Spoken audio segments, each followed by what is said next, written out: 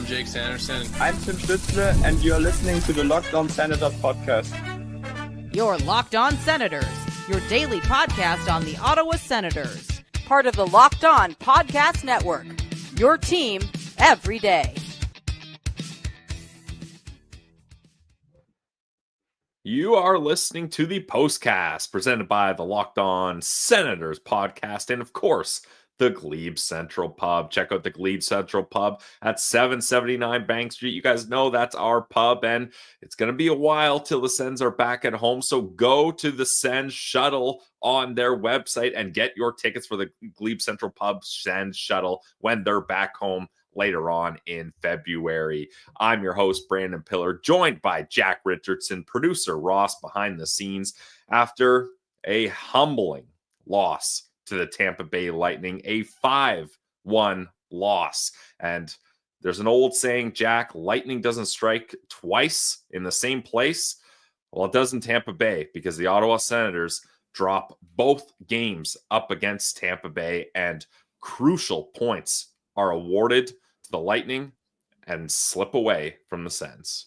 Yeah, definitely not the same vibe, I feel like, as the two losses a couple weeks ago against the Rangers and the Bruins, which did stink in the moment, but these ones hurt for a different reason. Just crucial points, not only lost in the standings, but given to a team that was behind you, that you had kind of created some separation with.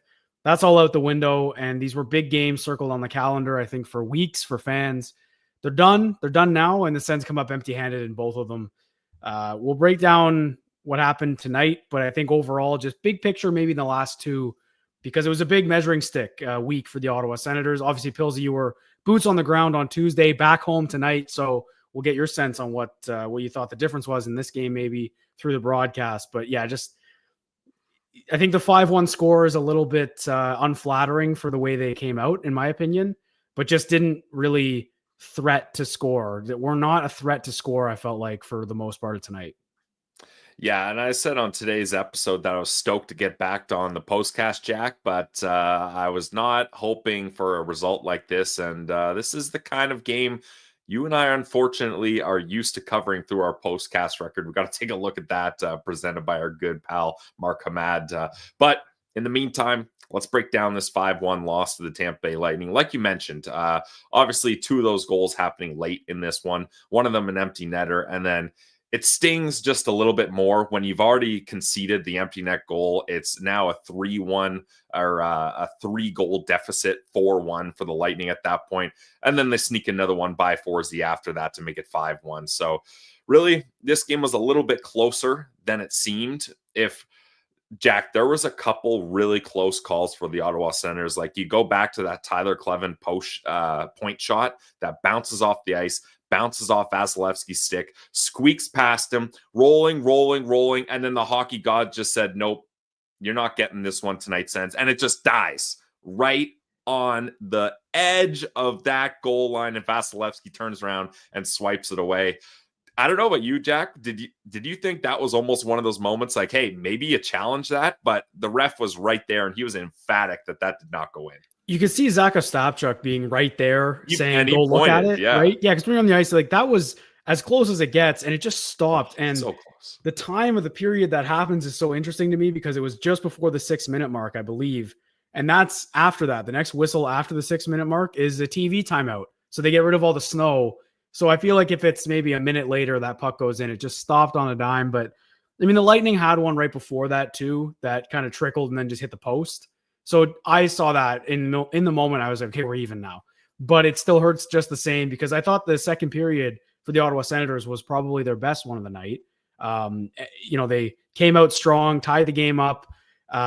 Just after the Lightning, I think, carried the play in the first period. The Sens didn't really generate a ton. That early part of the second period to me was what I thought they would do the rest of the game. And then when Amadio scores on that point shot, we'll just talk about the one goal right now. Tim Stützle, I think, kind of picked up his game, gets a shot from the point. Martin Paolo makes a nice play in his own zone. Amadio, 2 goals in these 2 games, which is nice. It's a great ad for Amadio, who had been kind of snake bitten. But yeah, like, just other than that, not much offense. I feel like, honestly, since that play that trickled by Vasilevsky, they didn't really generate a ton of grade A looks. Well, I thought they had two good chances there. Like in the third period, when Tampa gets that too many men penalty, right before that, Brady had a chance in the high slot, a one-timer. Vasilevsky stops it. And then arguably the best chance of the game for the Ottawa Senators, I would say, was right after they pulled the goalie. Perron dishes over to Claude Giroux wide open in the slot, and he rings it off the crossbar. And that's one, as a vet, he knows. He's like, I gotta have that one. Especially that would have been a huge momentum boost, Jack. Like it's 3-1 at that point. The Sens just pull their goalie with like 2.5 minutes left, and then Giroux wide open, all alone, hits the crossbar. Like if he scores that, makes it a 3-2 game. I'm not saying that that's going to get them to overtime and or regulation win, but that at least puts the momentum in the Ottawa Senators' favor. And you've got some time left. We've seen them do it. Think about the Boston game, right? They were down 2 goals. They pulled the goalie. They get one quick, and then with 12 seconds left, they tie it up, and then they end up winning shootout. So those games are possible for the Ottawa Senators to have success in. So I was really hoping that one was going to go in, at least to stop the momentum for the Tampa Bay Lightning. Yeah, that would have made it a little bit more respectable at the worst, right at the end. And it's so funny that Tuesday is a 4-3 regulation loss with a late goal from Batherson to make it look a bit more respectable. And then tonight is a 5-1 loss, and it's the opposite, right? Where Tampa just gets a couple late ones, empty net, that late one, that make it look less respectable in a 5-1 finish. But at the end of the day, it's both regulation losses. You don't get a point. You don't get anything out of it. I agree with you, though. Yeah, I might have misspoke a little bit. They did generate some looks, but it just... Since then, I think it felt like after that trickle play in the second period that didn't go their way, they didn't really push. And I felt like they did that for most of the second period. And honestly, around then was also when Hagel scored his second, which to me is probably the goal that stands out the most, because that was a bit of a preventable one. You have them behind their own net, which how often does that happen where a defenseman will take it behind their own net? Ryan McDonough off a face-off, the Sens are all set up, and then Hagel breaks free from Shabbat. It's stuff we don't see on the broadcast because ideally they're zooming in on the defenseman behind the net. He's looking at the ice and hoping that something like what happened with Brandon Hagel happens where they can move the puck up ice. I don't really know specifically what happened with Shabbat, but he beat him. And then he picked his pocket a little bit and then slides a 5-hole on Forsberg, which you'll never find me blaming a goalie for a breakaway goal against, ever. Like, I will put my hand up and say that every time. But when it's the same goal that happens all the time, you start to realize a little bit like this might be a bit of a pre-scout on Anton Forsberg. The 5-hole slide, open him up, has happened a few times to him this season, specifically in the last month, I'd say. So it's clearly something teams are looking for on him, that he can't stop the 5-hole on the breakaway. And it's just a tough goal to give up after generating so much momentum in the second period. To me, that's where the game happened, right in that little sequence. Yeah, and it's a tough goal too, because that's a 5-6 second play, and that's a quick breakdown from two players, Shabbat and Forsberg, that allows Tampa to really get the crowd back into it and kind of crack this game open, like you mentioned. But I think people underrate Hagel a little bit. Like, that was a really high IQ play by him, because he lifts Thomas Shabbat's stick at the perfect moment with enough time to lift the stick and get his own stick back on to receive that puck, and then he's off to the races. And then I don't know if it's a check the game notes, bud, or just a good play, but like you mentioned, he's going in on Forsey, and he didn't even think about doing another move. He had that one, and he buries it. So it's a good play by Hagel, but when you're looking at the Sens, like, you were keeping themselves in it, and then a 2-line pass from a defensive defenseman behind his own net leads to a breakaway, and that breaks this thing open. Like, it's quick breakdowns like that can be the ultimate momentum shifts in a crucial game like this. And can I put it the other way, Pilsy? Like, it's a tight checking game, right? Both teams are kind of locking it down. I don't think it was overly physical in the sense of, it was emotional. There were a couple pushes after the whistle, but for the most part, there were no scrums or anything like that. So it was a pretty lock and key, just kind of checking kind of game with both teams. And I'd say the same for both of them. It felt that way. But the frustrating thing about Hagel's play is that it's on Shabbat, one of your best defensemen back there, right? So you're kind of confident with him in that spot, especially skating wise. That's Shabbat's strong suit. What's frustrating to me is that there was none of that from the Sens. There was none of that play where one of their top forwards makes a play to break free. So to me, I'm not looking at the defense in this game, even though it's 5-1. I'm pointing out the offense. Obviously, when you lose by 4, you can point to any scenario. You can point to any part of the game where you're saying that needs to be better. But to me, it's the offense. I don't think they had timely pushes. I don't think that there were a couple guys to me that just didn't look like they stepped up in the absence of Norris and Pinto. And that's unfortunate because you're going to need that in those games. Yeah, they're banged up, but like we've mentioned, people have mentioned it before, the Lightning were without Cirelli. And for most of the game on Tuesday, they were out without Nick Paul. So you can kind of call it a wash, in my opinion, right? So it's tough. It's just tough that we didn't see a play like what Hagel made on Shabbat from any of the Sens forwards tonight. Now, are you giving any kind of leash to the Sens here? I know we're talking about no Cirelli, so let's minus out Norris and Cirelli together there. But that you're still out Pinto, and then you got to play 11-7, which was never the plan. And then you're playing your backup goalie. We're going to get into the goaltending discussion later, so let's just leave it at that. Up against Vasilevsky, like, does any part of you, Jack, kind of look at this and be like, man, obviously it's disappointing. These are crucial 2 points, especially since you lose the first one up against Tampa. But is part of you kind of being like, all right, they were kind of already back and set up poorly in this game already, and that kind of gives you a bit of ease? Or is it just like, who cares what the situation is? These are points on the line that you don't get. There's one way that it does give me a little bit of, you step back and say, listen, they were missing 2 pretty key guys at even strength. At even strength, I can understand, mixing it up with wingers. You've got Stützle playing with Amadio and Perron and Highmore all the time and Gaudette. That's a whole other discussion, getting some winger help on this team, but that's been an issue for the whole season, in my opinion. There's been no depth, but I thought Michael Amadio was noticeable, obviously, with his goal. I think it's been his best stretch of hockey the last 2 weeks here as a Senator. I thought David Perron was fine, honestly, like making plays, battling. But to me, it's the power play. And the power play was healthy. That whole top unit's been together because they took Norris off of it. They've been together for about a few weeks now and during this win streak. And the power play killed any momentum they had this game. They were at timely moments. They had an early one in the first period. They had an early one in the second period, early one in the third period. And they didn't convert on any of them. And to me, that's the difference. Your whole power play is healthy, especially when Tampa's goes and strikes in the first period. That's the story to me. So in a way, I can look at it and say, yeah, it's tough that Pinto and Norris were gone specifically, because yes, that's obviously going to impact them penalty kill wise, even strength, just rolling the lines. But there's no excuse for that top power play unit to me with those guys out, because it doesn't impact it. So that's where I'm looking. I'm looking at that power play going, 0 for 4, 0 for 5 tonight. It's just not acceptable in a game. So I was 0 for 2 on my guesses there, but 0 for 3, just even if you go 1 for 5, right? You just need a moment where you can take over the game and be killer, have that killer instinct on the power play. And it's not that they didn't even score, they just lost momentum on it. And that's where the problem starts for me. No, I think that's a good point, Jack. And the Ottawa Senators top unit, it seemed like, was out there for most of the time when they did have those power plays. And then in the game before, it was the second unit, Michael Amadio, that got the power play goal. So that top unit, they're there and they're not converting. And it results ultimately in a 5-1 loss at the hands of the Tampa Bay Lightning, where the Lightning outshoot them 31-28.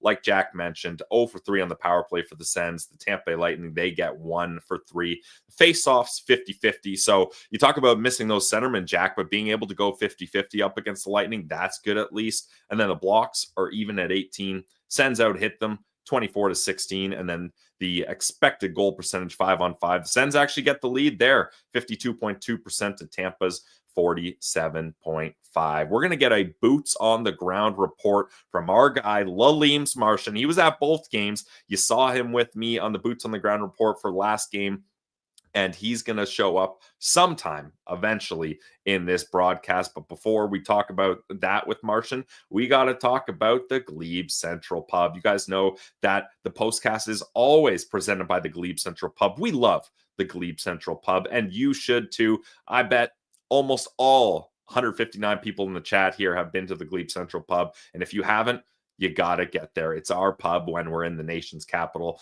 And like I mentioned off the top, go to the Glebe Central Pub website and check out when they're taking the shuttle. Obviously, no home game until February 22nd. But if you go to the website, you can get your tickets for the Sens shuttle from the pub, only $17 round trip. They're also doing the game up against the Jets in February as well. So no better way to get to and from Ottawa Senators games than going with the Glebe Central Pub shuttle. Sue will get you there extra fast. We love the drinks there, the food, and everybody knows the vibes are free at the GCP. So head there today, 779 Bank Street, the Glebe Central Pub. This episode is also brought to you by our friends over at Game Time. Attending NFL playoff games is an unforgettable experience that brings fans together. There's only one NFL playoff game left, and it's Super Bowl 59. Check out Game Time Picks. It makes getting tickets for events even easier, and not just sports, guys, comedy, music, and theater as well. Game Time Picks filters out the fluff to show you only incredible deals on great seats, so you don't have to waste time searching through thousands of tickets you don't even want.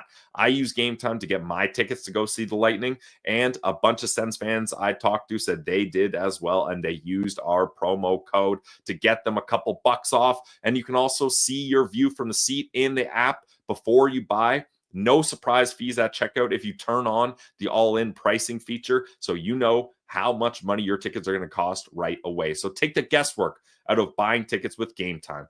Download the Game Time app, create an account, and use code LOCKEDONNHL to get $20 off your first purchase. Terms apply. Again, create an account and redeem code LOCKEDONNHL for $20 off. Download Game Time today. Last minute tickets, lowest prices guaranteed. All right, guys. Brandon Piller here with Jack Richardson, producer Ross working the board. Laleem's Martian is going to be joining us shortly. And unfortunately, this isn't a vibe cast.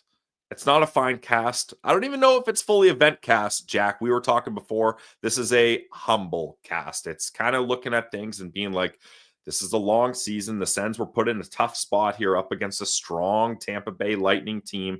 And they got beat down, 5-1 loss here, and it's extra disappointing because of the crucial points on the line here, not only in the Atlantic Division, but this also affects the wild card race. We'll probably take a look at the standings moving here. Producer Ross already on it. So this is sad, Jack. The Ottawa Senators, we got comfy scrolling up and looking at the Atlantic Division section, but now Ross has scrolled down and we're in the wild card spot. But if you're going to be in the wild card spot, you want to be in that top one. The Sens with 62 points ahead of the Detroit Red Wings with 61, but right nipping on their heels is Columbus and Boston with 60. Jack, how sad is it seeing the Sens knocked out of that Atlantic Division spot?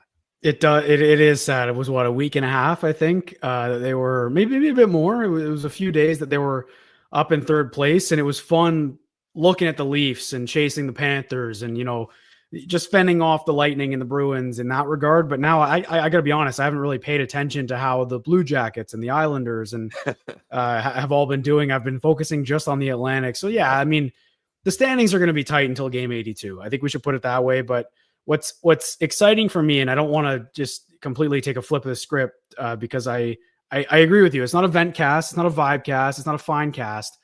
But right now we're kind of in this mode where, look, the end of the season, the Ottawa Senators play so many games at the CTC, so many. And all of these postcasts that we've been doing, specifically the two of us, Pilsy, I feel like a lot of them have been road losses. And even lately, most of their tough losses have been on the road, except for that Buffalo 4-0 loss. Everything has been away from the CTC. So you can look at it that way. That's the glass half full is, look, they're a different team on home ice. They're one of the best in the league on home ice lately, especially. So getting back to the Canadian Tire Center, I think it's something like 65% or 70% of their games after the Four Nations break are at home. That's huge, right? So that matters. And I think that's important to remember. But the glass half empty approach is given where they're going to be in the playoffs. And I don't want to get ahead of myself, but look, 27, 28 games left. They're in the playoff spot. They're going to have to win a road game at some point, right? And games like this and games like Tuesday kind of concern me a little bit when you're playing a team that of the caliber you'll be facing, right? Like a Washington, a Carolina, New Jersey, Toronto, Florida, or the 5 kind of teams you're probably going to play in the playoffs. And those are good teams on home ice. They're going to have to find a way to fight through tough matchups, which I'll go back to the top players. They, for the most part, did not do tonight and on Tuesday. They didn't fight through playing against Victor Hedman and McDonough and all these guys. So that's what concerns me. I think there's two approaches to look at this. A lot of home ice to finish the year, but even going forward in the playoffs, this was game 1 and 2, and they lost both. That's how I look at it. Yeah, it's so tough that they lost both of these. If you get the split, I think you can walk away with a little more confidence. But look, I'm going to try to take the calm approach here. I feel like Sens fans are divided here. Half the Sens fans are panicking. The sky is falling. We got to get players in here. This team is falling out of their playoff spot. And that's fine if you feel that way and that negativity is kind of looming over you. You can feel that way. That's fine. But I'm going to jump onto a point you were saying, Jack, is after this Four Nations break, the Ottawa Senators have so many home games left. They have one of the easiest strength of schedules remaining. So combine that with the home games. Things are going to get easier before they get harder. Now, it's the NHL. No game is a guaranteed win or anything like that. You can't think like that, certainly. But they've been through the toughest times here. And I'm really holding out hope that this Four Nations break, the team's going to get healthier, going to get a break for the boys. The top players have had a lot of weight put on their shoulders and haven't necessarily been able to hold all of it, like you've been mentioning, Jack. Get them some time off. I mean, obviously, Brady's going to be playing in the Four Nation tournament, so not him. But other guys, get a bit of a rest.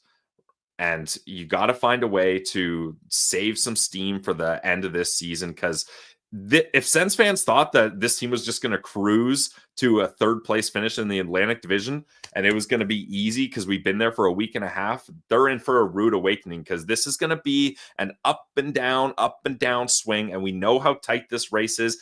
All these other fan bases are going through the same range of emotions as the Ottawa Senators. Now, do all of them have the same injuries? No, but some of them, and you can't always use the injuries as an excuse. It's not going to be an easy road. We haven't been here in 7 years. So I'm just, let's get through this Florida game. Let's hope over the Four Nations break Pinto wasn't even ruled out for Saturday's game. I thought it was going to be a lot worse. So there's a little bit of light at the end of the tunnel there. Hopefully Norris gets back. Noah Gregor, we're trying to find out what's going on with him. Not that he's a massive difference maker, but you get an NHL body back. So it's going to be interesting to see how things go after the break here. So Pillsy, I'll again, I'm not trying to be the pessimist, but I'll take the glass half empty two sides approach to this, so that's fine. Yeah, I think it's fair to talk about both, and especially just because they just lost this one. This is a postcast. It's not the big picture. You're right. It is good for the Sens. They're in a playoff spot right now.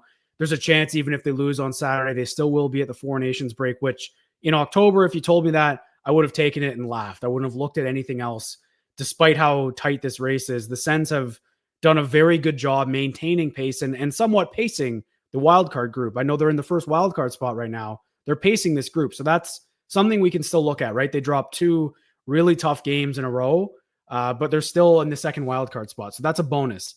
The glass half empty approach to what you were saying, Pilsy, would be if they had found a way to get 2 points, maybe 3, or even get all 4 this week, then they would probably honestly be in a spot where you're kind of like, whoa, hang on here. Third place in the Atlantic is not just a possibility, it's reality. They have a stranglehold on this thing, right? They pushed Tampa further down, get some more separation with them. I'm not really overly concerned with the Bruins. So that's kind of where I would feel right now is it's an opportunity missed.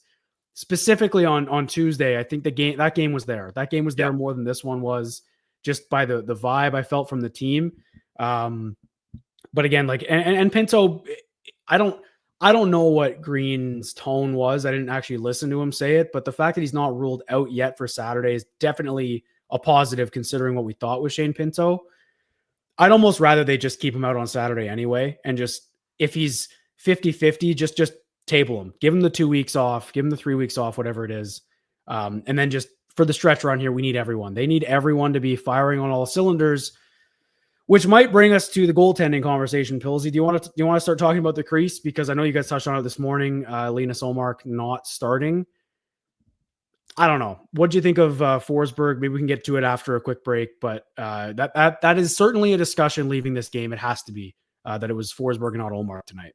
Yeah, the goaltending certainly is a big discussion, and yeah, let's get to a break, and then let's really open up that conversation. So you're listening to the Locked On Senators podcast. It's the Postcast presented by the Glebe Central Pub. I'm Brandon Piller, Jack Richardson. We'll be right back with a discussion about the goaltending in Ottawa.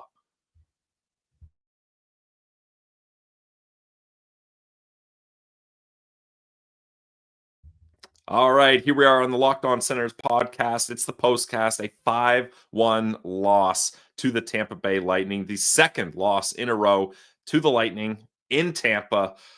Crucial points that the Ottawa Senators let slip away, and it has massive implications on not only the wildcard race, the Atlantic Division, but the playoff race in general. And Jack, you posed the question talking about the Ottawa Senators' decision to start Anton Forsberg in this game. And this is another situation where I feel like Sens fans are very divided. And I mentioned on today's episode that boots on the ground at that game in Tampa, maybe it wasn't as obvious on the broadcast, and Martian talked about this too. He was boots on the ground too, is every single whistle and any chance Ullmark got, he was doing the tired goalie, not really, like, you could tell that he wasn't 100%. He's doing that move where he's leaning on the pads. And like, especially I was in the one corner, Jack, and when the Sens were in that corner and Ullmark was in that corner, I really noticed the offensive draws. He was leaning on his pads, waiting. And then when the puck dropped, he got set.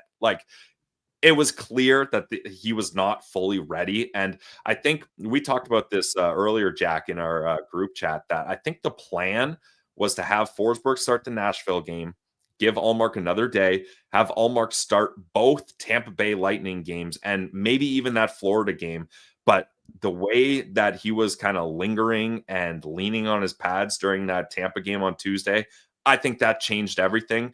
And it caused, I don't know whether it's a dialogue between him, Justin Peters, Travis Green, which way things are going, but I think it caused them to be like, maybe we don't put him in again, because with a back injury, I think people think either you're 100% or you're 0%. I think with the back injury, they're like, all right, you've been practicing. We've been testing this out.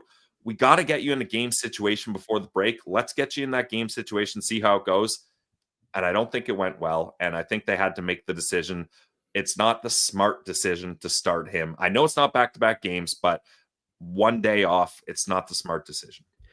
Okay, so Pilsy, let me pose this to you and the chat. I think I don't think there's a right or wrong answer, but it's both kind of negative situations. So let's say that it was Linus Ullmark kind of went to the team and said, look, guys, I can't start tonight. I don't feel right. I don't feel ready. I'm tired after that game. Or if it was a discussion of with Justin Peters saying, like, listen, I don't feel as mobile. They figured it out yesterday. I know they didn't skate, but that. Or if it's the coaching staff saying, we're going with our other guy, we're going tandem till the end of the break here, no matter what, it's Forsy, and we're not going back-to-back with one starter. What do you think would be a worst case scenario? In my opinion, worse and more concerning would be Ullmark's back and him saying, I can't go. But I can also see an argument for the coaching staff saying, it's going to be Forsberg tonight. And I don't have a reason to believe it would be the second option, but I don't really know, because if it was going to be, the reason I don't think that's actually the case is because if it was going to be that way, I think they would have started Ullmark in Nashville, then given Forsberg Tuesday, and then given Ullmark tonight, if they were going to give them one or the other, give him a bit more rest, still get the second game. But maybe, like, if they start Forsberg on Saturday, we got a problem on our hands, in my opinion. It has to be Ullmark on Saturday, right? I'm hoping so, yeah, because then you've got at least 4 days off there from Tuesday to Saturday for Ullmark. I think, Jack, what makes me think the plan was always to get Ullmark starting in one, if not both of the Tampa games, is how crucial these points are, right? Like the game up against Nashville, and not to get down on Nashville, but they're not having a great season and they're in the Western Conference. So even if you drop that game, it doesn't affect the standings the way either one of these games, let alone both of them, do. So I think you wanted to get Ullmark in one of them. And despite how he looked, like injury wise or tired wise, whatever you want to call it, I thought Ullmark played a pretty good game up against Tampa. So that didn't hinder him from being able to play his game, but it certainly looked like he was taking all the time he could to lean on those pads before whistles. I think too, you got to start wondering, like, I wanted to go back to this first, actually. You mentioned that, okay, did they maybe, no matter what, they were going to start Forsberg in the second Tampa Bay game?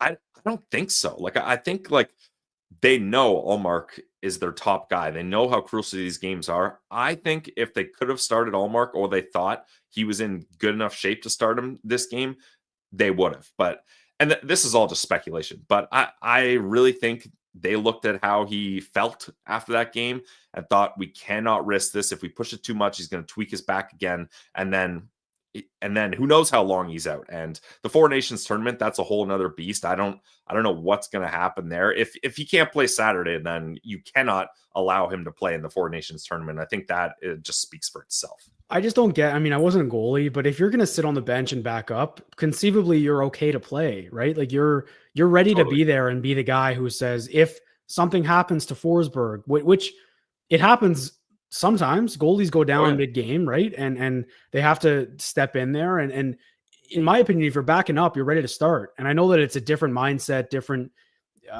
taxing on the body. Like even if he goes in for relief, it's probably not a full game, whatever it is. But like if Forsberg, you know, if they let in 5 in the first 10 minutes of the game, like, are you not throwing Linus Ullmark in there? Right. Like that's happened before. So that's what I don't really get that from the Sens perspective, which leads me to believe it was maybe more of a coaching decision where they're going to just go tandem because Forsberg's played more hockey. And on that note, we've got another, like you mentioned, can of worms with the Four Nations. So that's a whole other discussion. I know that it's very divisive. I know that Sens fans don't really want him. Some Sens fans, and I'm saying some as in myself, have maybe looked at it as like an opportunity for him to just get his legs back under him. I wouldn't mind that because he'll probably play 2 games, maybe max, maybe even just 1 if they go Gustafsson as their starter. I don't know. Like I'm starting the more we've gotten closer to it and the less amount of games he's played that I expected him to, I'd almost rather he play than come in and not play Saturday, sit out Four Nations, and then he doesn't play again until what, the 22nd? It'd be 1 game in 2 months. It's not enough. I don't know. I think Sens fans have such PTSD of Hasek playing in an international tournament. I was way too young. I was basically Lily Levitan when Hasek was at the Olympics. So I don't remember that, but I completely understand that but that's the thing. To me, it's if he's going to get hurt playing in the Four Nations, he's going to get hurt playing for the Ottawa Senators. That's how I see it. It's not an injury where the more you play, the better you get, or the more you play, the worse it gets. I think it's just I'd rather him get his legs under him in a way. But I also, the caginess and how long it's taken him to come back, while the team's kind of struggled in some games like tonight where you'd love your starting goalie because they ran into a hot goalie in the other end in Vasilevsky. Yep. And he stole both. I wouldn't say he stole maybe, but he was the better goalie in both of these games. And the Sens only had their ace in one of them. So it's a really complex issue. I don't really know where to stand on it because goalies are so weird, man. And it's just, availability is the best ability. I think that's the best way to put it. And yeah, I don't know. We could talk about Linus Ullmark until the end of the postcast, to be honest. Like there's so many angles to take with it. Again, I didn't think Forsberg lost them the game. He put them in a position to win up until the very end. So it's all you can ask for from a guy who's your backup. Yeah. And I think there's definitely more of this discussion to have. And luckily, there's another episode of the Locked On Senators podcast tomorrow. We're going to get Ross's opinion on that. Let's hear what Coach Travis Green had to say. I believe Ross has the clip ready for us to roll here. So here he is, head coach of the Ottawa Senators, Travis Green. An unfair question, but I'm probably going to assume you didn't really feel like this was a 5-1 hockey game. No, I mean, score was 5-1, but I do. We played a pretty good game. I hate saying that when you lose 5-1, but it's a 2-1 game with 5 minutes left, and played a lot better tonight than we did the first game. Clearly, pretty good mental and physical reset then from Tuesday night's game. Yeah, but you can play well on the road and not win, much like playoff hockey, and we didn't quite have enough. I thought, they get a power play goal. We don't. That's a big difference in the game. We had some pretty good looks and didn't put the puck in the net. Is the task now to try and just, with the lineup that you have, just squeeze a little bit more out of more? Yeah, the task is to try to win the next game, plain and simple. not worried about the lineup who's not here. We're worried about who is here. It seemed like in the second period, you guys kind of amped up your game, played with that speed. Just what did you see from your team in that kind of area of the game to kind of find their I game? thought we played a lot faster tonight. We skated much better than we did in the first game. Spent a lot more time in their zone than we did in the first game. Like I said, it's a 2-1 hockey game with 5 minutes left, and we were on the wrong end of it. I mean, I think I see his approach. Maybe saying I thought we played pretty well today is pushing it in a 5-1 loss, but I get what he's saying, and certainly those 2 late goals make the score effects look a lot worse than the game actually was. But how'd you feel about that response from the coach, Jack? I got to be honest. I mean, producer Ross knows that loss against Buffalo when he came out was probably the one time I was very unhappy with the way Green approached the post-game media. And that still is. I don't think he was wrong in any of what he said there. Like, I think in terms of when you compare it to the last game, I think the effort was better. And I actually tweeted that out when I said the postcast is soon, that you can't really fault the effort tonight specifically. Yeah, the effort was there. There was a lot of pushback, but I completely understand it too, because 1 goal, you lose 5-1 and you're back-to-back losses in 2 pivotal games. Yeah, it sucks to say. And like effort in terms of production, yeah, it's not really there, but I like that he went out of his way to mention the power play without being prompted about it, because to me, that's the game. And if you got that effort with a power play goal and it's 2-2 late in the game, and maybe that breakdown happens, we're talking about a different discussion. The Lightning score late, that'd be a different game. But he's right, because the reason they were trailing in that game from the get-go was their power play. And I think that's a good thing for the coach to say. He hasn't singled out any guys this year. I don't think he ever will. But when he mentions the power play like that, he's mentioned some of the top guys a few times this season where they need to get going offensively. That's the story of the game to me, is the power play did not come through when it needed to. And I think that's a fair assessment from the coach. Now, I would like to hear why it hasn't gotten going, why he thinks that. But maybe we'll save that for a rainy day, Pillsy. I don't know if they're going to practice tomorrow. I feel like the Sens have not practiced in a long time, and I would attribute a lot of their slow starts to that, maybe just not enough practice time. So I don't know. I'm not listening to that saying he's wrong. I don't think that's wrong in any sense of the word. Just a little, what can you say kind of thing. And he was, the point about the power play stood out to me, is basically what I'll say. Yeah, and especially when you're in a situation where you're playing 11-7, you're missing 2 of your 3 top centermen. Like, when you get the opportunity to load up that top power play unit and you don't convert, that's kind of like shooting yourself in the foot there. So I think certainly that's a fair point, and that's tough as the Senators go 0-for-3 in this one. Luckily, Jack, there's just one more game before the Four Nations break, so we do have some relief coming up here. And luckily, sure, it's a road game up against the defending Stanley Cup champion, so you don't love that, but it's a short road trip. You're just going to the opposite coast of Florida, so I don't know if they'll practice tomorrow, but I think that's a situation where they certainly could get a practice in, and maybe that would help. We're going to be waiting with bated breath to hear about the update from Shane Pinto, but like you mentioned, Jack, I don't know if it makes sense to squeeze him in this game and possibly, put him in a position where he might get hurt again a little bit more easily or not. I'm not sure, but we'll wait for that update, and we'll talk about all this tomorrow on the Locked On Senators podcast. Jack, you got any final thoughts for us here before we wrap up?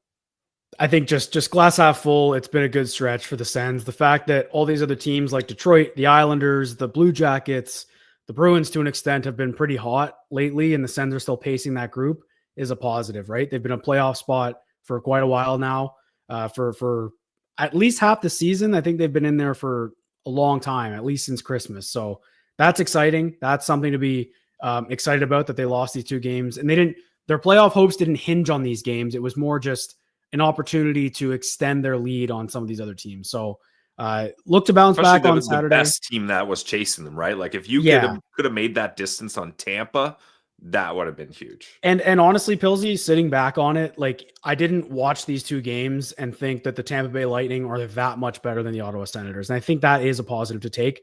It's not, it's very much a just happy to be here kind of stance, which is not really what you want going down the stretch. But I didn't look at that and say this team's way out of their class. I looked at both of these games and said the Sens could have won both of them which in itself is a bit more frustrating, but definitely better than it could have been because they didn't get blown out of the water in either of the games.